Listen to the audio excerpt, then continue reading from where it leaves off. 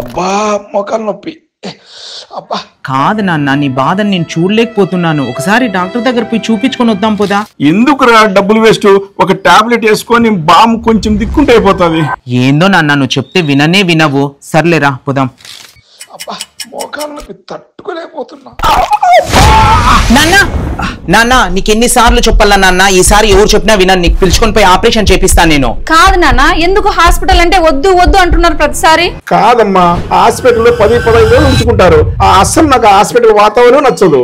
మహితా, ఏదైనా best hospital ఉంటే suggest చేయవే. లక్ష్మి, మీ నాన్నని కాంటినెంటల్ హాస్పిటల్ తీసుకెళ్లు. సర్జరీ తర్వాత 2 రోజుల్లోనే ఇంటికి వచ్చేయచ్చు. ఇది JCI అప్రూవ్డ్ హాస్పిటల్. ఆపరేషన్ తర్వాత ఇన్ఫెక్షన్ రిస్కే ఉండదు. చెప్పాలంటే 0 ఇన్ఫెక్షన్. కాంటినెంటల్ హాస్పిటల్లో టాప్ మోస్ట్ ఆర్థోపెడిషన్ టీమ్ ఉంటారు. వీళ్ళు 24/7 స్పెషల్ కేర్ తీసుకుంటారు. ప్రతి సంవత్సరము కొన్ని వేల నీ సర్జరీస్ సక్సెస్ఫుల్ గా ఇక్కడ జరుగుతున్నాయి. నేను ఒక నంబర్ ఇస్తున్నాను, ఆ నంబర్ తీసుకొని సరైన గైడెన్స్ తీసుకో. నాన్న, ఆపరేషన్ అయినాక 2 రోజులకి ఇంటికి పంపించేస్తారంట. ఇప్పుడే మనము కాల్ చేసి కాంటినెంటల్ హాస్పిటల్ జాయిన్ అయిదాం. ఓకేరా, థ్యాంక్స్ అమ్మా.